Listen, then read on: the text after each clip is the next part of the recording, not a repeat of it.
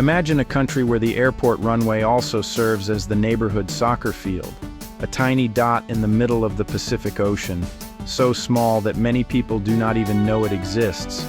Yet this isolated land, which welcomes only a few thousand visitors each year, earns millions of dollars annually from just 2 letters, TV. And even more remarkably, its people are quietly creating a second version of their homeland, because they understand that one day, the place they call home may no longer look the way it does today. Welcome to Tuvalu. So, how do people here travel, work, and build their lives? What is daily life really like inside a nation that many believe is slowly disappearing beneath the sea? In Tuvalu, there is no such thing as retreating farther inland.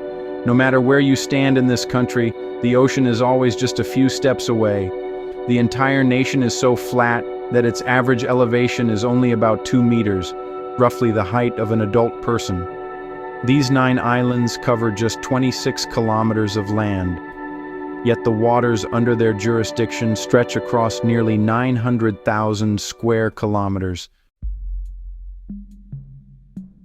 Located in the South Pacific, almost halfway between Australia and Hawaii, Tuvalu is part of the vast Polynesian world. This isolation has left the country largely disconnected from the world's major trade routes.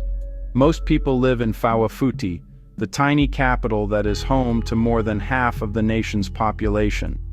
Millions of years ago, this place was once a chain of volcanic mountains rising from the ocean. As those mountains gradually sank beneath the waves, the surrounding coral reefs continued to grow upward toward the sunlight. Over millions of years, they formed the ring-shaped coral atolls that make up Tuvalu today. Funafuti, the largest and most populated island, was created in the same way. Because of this unique geological history, Tuvalu has no mountains, no rivers, and no natural freshwater lakes. There are only narrow strips of coral sand and the vast ocean on every side, a sea that has become an inseparable part of everyday life. Getting to Tuvalu is not easy. For many years, the country maintained only a limited number of flights connected to Fiji, most of them operated by small propeller aircraft. The moment visitors step off the plane, they immediately notice just how small this place is. Within only a few minutes of leaving the airport, they find themselves surrounded by modest homes, quiet roads, and the ocean stretching out in every direction.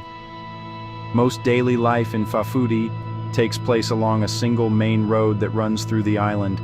There are no traffic jams or the smog commonly found in large cities. Cars are relatively rare because of the country's small size and limited space. As a result, people mainly travel by motorbike, bicycle, or simply enjoy a leisurely walk beneath the coconut palms that line the roads. In many countries, airports are highly restricted spaces separated from everyday life. But in Tuvalu, the airport runway has become one of the most important community spaces in the entire nation. Whenever there are no arriving or departing flights, the wide stretch of pavement quickly turns into a gathering place for everyone. Children play soccer and volleyball while adults take evening walks, enjoy the ocean breeze, and chat as the sun slowly sets. For the few travelers who make it here, the greatest attraction is not luxury resorts, but the simple conversations with local people, the peaceful afternoons spent on the runway, and the crystal-clear waters surrounding this tiny coral atoll.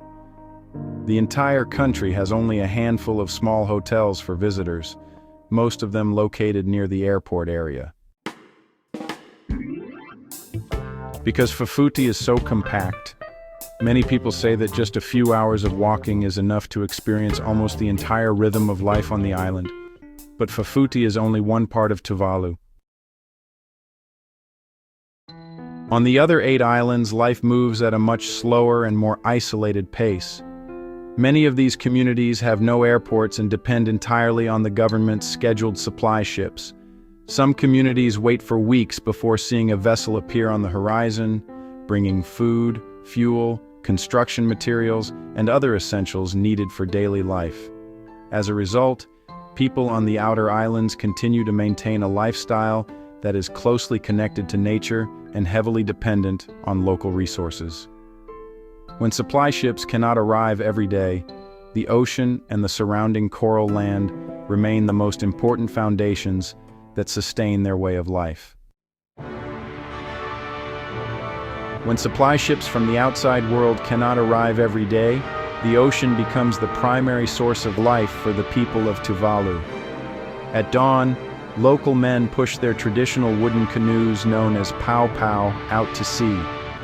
In the shallow waters of the lagoon, they wade with long spears to catch parrotfish hiding among the coral reefs.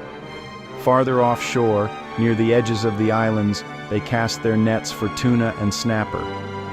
In Tuvalu, fishing is not simply a personal pastime, it remains an essential source of food for many families.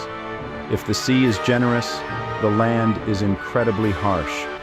Coral sand is salty, poor in nutrients, and unsuitable for growing most common vegetables and crops. To overcome this challenge, the ancestors of Tuvalu developed a unique farming method. They dug enormous pits through the coral sand until they reached the freshwater layer below, allowing them to cultivate pulaka, a native swamp taro variety. People gathered leaves and other plant materials from around the islands and placed them into the pits to decompose naturally, creating an artificial layer of rich organic soil to nourish the crops.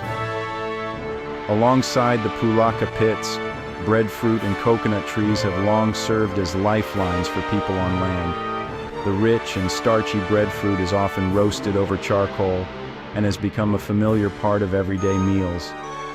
For the people of Tuvalu, the coconut tree is present in almost every aspect of life. It provides food, building materials, and even fuel for family cooking. On these fragile strips of coral land, very little is allowed to go to waste. Yet, no matter how skillfully people fish the surrounding waters or cultivate crops in the sand, a self-sufficient lifestyle still has its limits.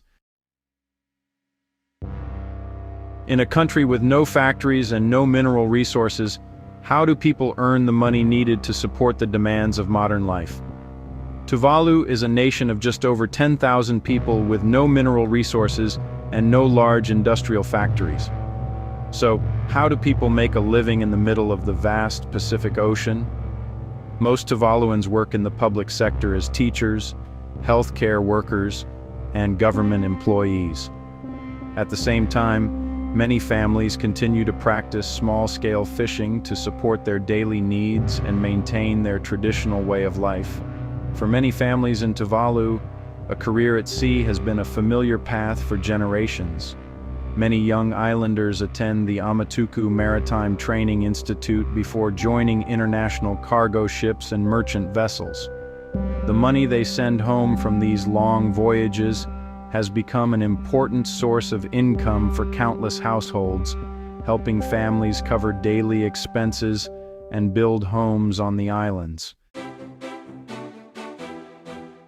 Few people realize that Tuvalu's most remarkable source of income comes from two letters that appear on millions of websites around the world. The country's internet domain name, or VITS. In the age of online video and live streaming, those two letters have become a digital goldmine for this tiny Pacific island nation. Every year, licensing the use of the Axom TV domain generates millions of dollars for the government and remains one of the country's most important sources of revenue. One of the most fascinating paradoxes of Tuvalu is that while the country earns a significant income from the digital world, everyday life continues to follow a much simpler rhythm. An interesting fact is that the entire nation has only one bank. As a result, most daily financial transactions are still carried out in person. While the Australian dollar remains the familiar currency used in everyday life, at the National Bank of Tuvalu, many routine transactions are still conducted in traditional ways.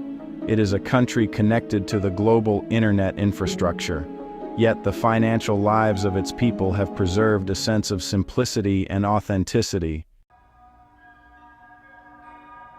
To understand the resilience of Tuvalu, we must step inside their homes and see how they build families, strengthen communities, and raise future generations in the middle of the vast Pacific Ocean.